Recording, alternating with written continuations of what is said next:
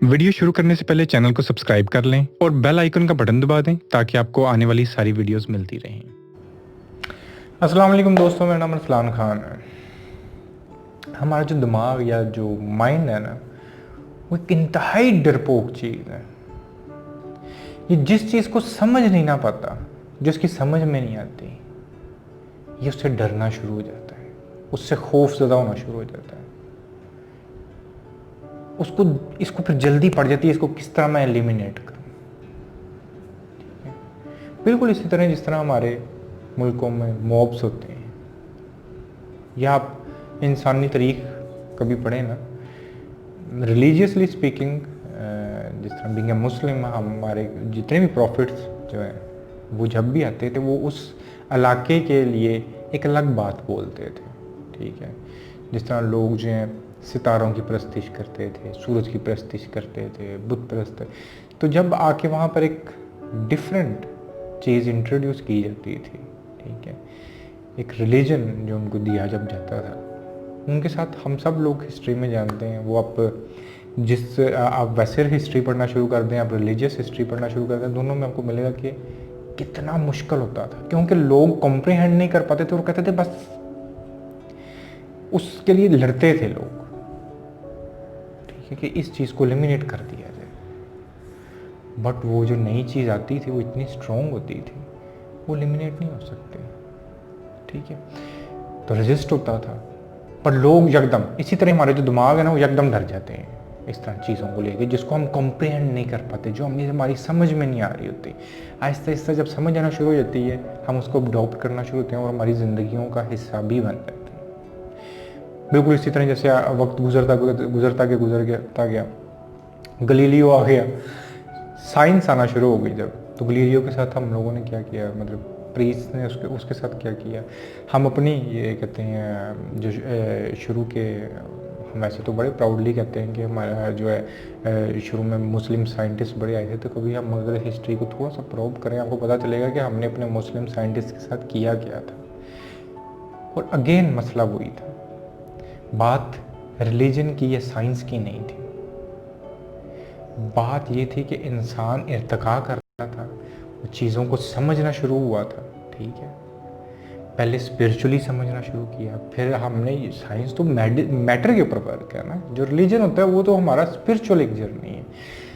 तो जो साइंस वो आपको मैटर कि ये कायनात किस तरह वर्क कर रही है, हमें ये नॉलेज मिलना शुरू हुआ, नहीं कॉम्प्रिहेंड कर सके, समझ से बाहर था हमारे लिए, मारना शुरू कर दिया, गर्दनें उतारना शुरू कर दी, हम मार दो ही नहीं समझ सके।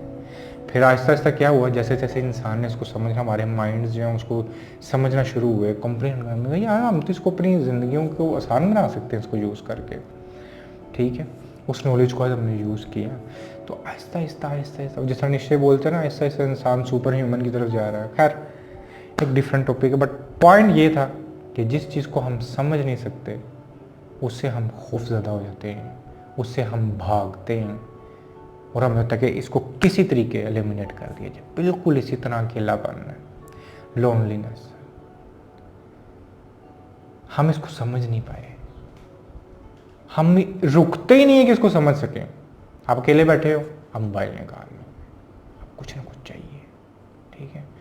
मोबाइल पे भी लोग क्या कर रहे हैं, मैं अपनी कोई तस्वीर दिखा लेता हूँ, मैं ये कर लेता हूँ, मैं वो कर लेता हूँ, कुछ ना कुछ हमें चाहिए कि किसी के साथ कोई किसी ना किसी तरीके से कोई इंटरेक्शन रह जाए, खुद से भाग जाए, क्योंकि हम उसको समझना भी नहीं चाहते और हमें समझ भी नहीं आती, तो उससे हम भागते रहते हैं।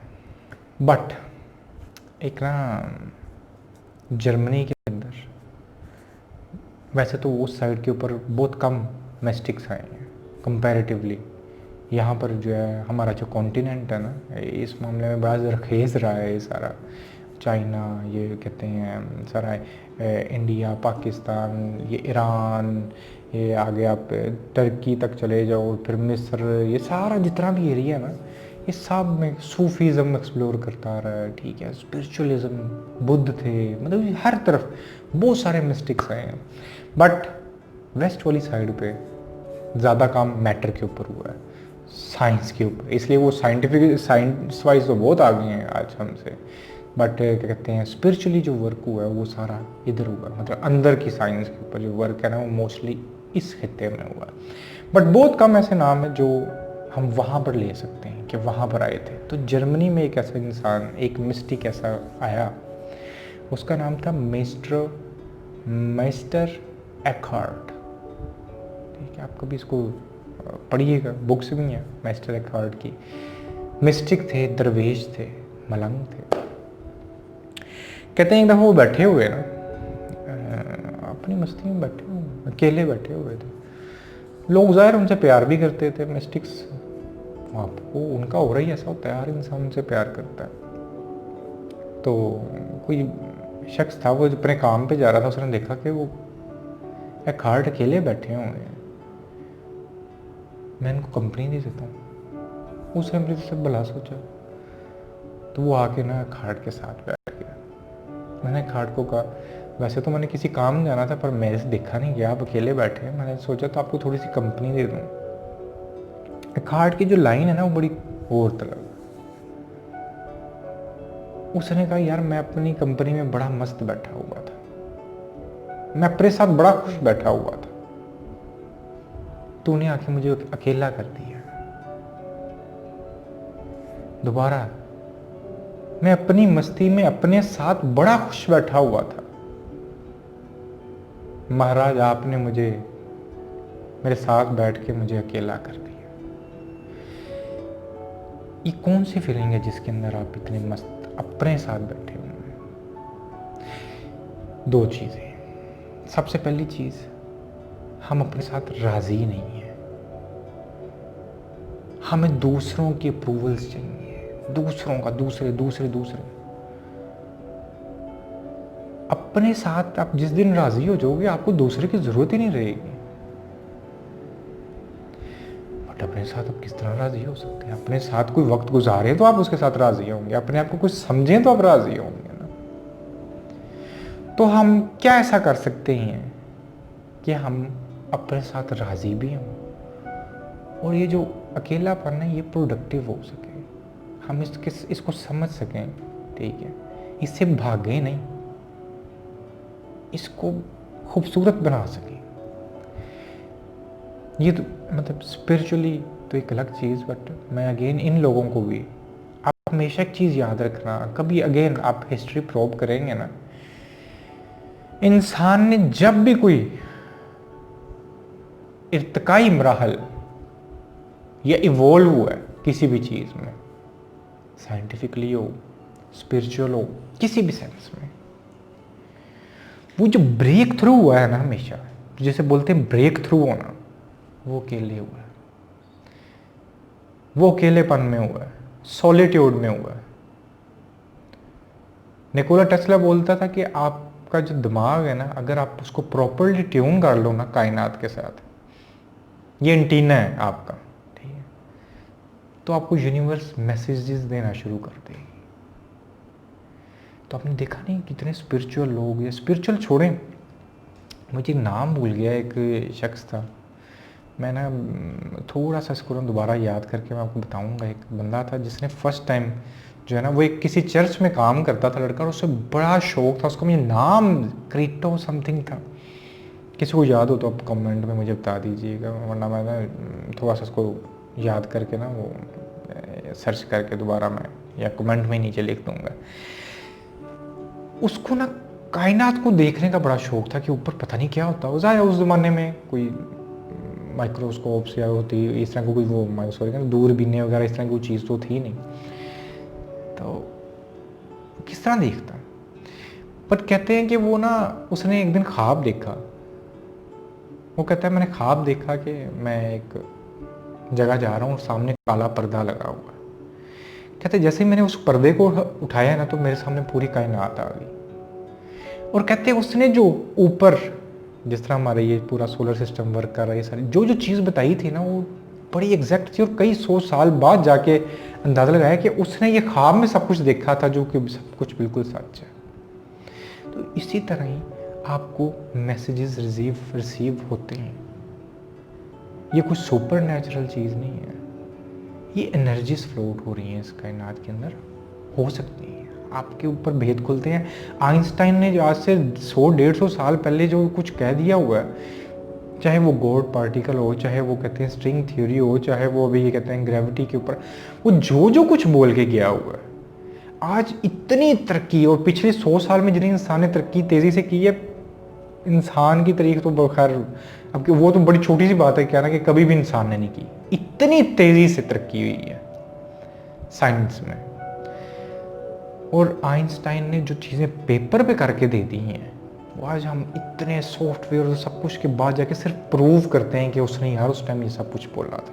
और बहुत सी ऐसी चीज़ें हैं जो अभी भी पजलिंग हैं, जो उसने बोलनी है, उसके ऊपर काम हो रहा है किस तरह। और आइंस्टाइन को ये नहीं था कि वो कहते हैं कुछ 100 बंदों में, ही वर्क्स इन सॉलिट्यूड, उसका वो इतना मगन रहता था। इस तरह ही एक और बंदा भी था, एक साइंटिस्ट था, अगेन मेरे जैसे ना नेम्स भूल जाते हैं, फेडरिक समथिंग करके शायद नाम था। तो उससे ना मुझे इतना याद है कि उससे जब किसी ने कहा ना, काफ़ी एज हो गई, उसने कहा किसी यार तू ना शादी करा ले, तो कहता है मेरी ना पहली बीवी जो है ना वो नाराज़ हो जाएगी, और जो दूसरी आएगी वो पता नहीं पहली को बर्दाश्त करेगी भी कि नहीं। तो उससे किसी ने पूछा वो क्या, उसने कहा साइंस,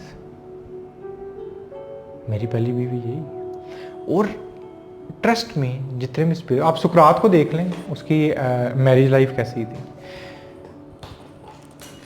क्योंकि होता क्या है, आप अपने लिए इनफ हो जाते हो। आप जब भी कोई क्रिएटिव काम करते हो, जो चीज़ आपके अंदर से फूट रही होती है, आप जब उसको करने लग जाते हो सॉलिट्यूड में। आपने कभी म्यूजिशियंस को देखा, वो इतने मगन होते हैं, इतने मस्त होते हैं, वो अकेले पूरा पूरा दिन बैठे रहते हैं और बड़े मस्त बैठे रहते हैं।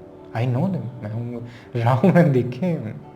इसी तरह my dad was a novelist, और वो पूरी पूरी 2-2 दिन बैठे रहते थे, नॉवल लिख रहे होते थे, अकेला कमरा एक होता था, उधर बैठ के फुल मगन। उनको अंदाज़ा भी नहीं था होता वक्त क्या है, वो अपने अंदर फुल मस्त अपने आप को एक्सप्लोर कर रहे होते थे, जो वर्ड्स आ रहे हैं। तो ये एक बेहतरीन तरीका है अपनी लोनलीनेस को बीट करने का, क्योंकि ये तो एग्जिस्ट ही नहीं करती। अपने साथ तो आप हमेशा से,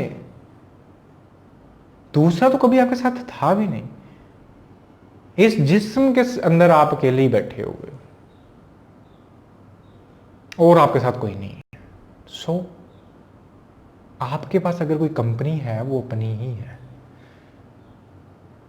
तो उसके साथ राजी हो जाना, उसको एक्सप्लोर करना, इसी के अंदर ही अल्टीमेट पीस है।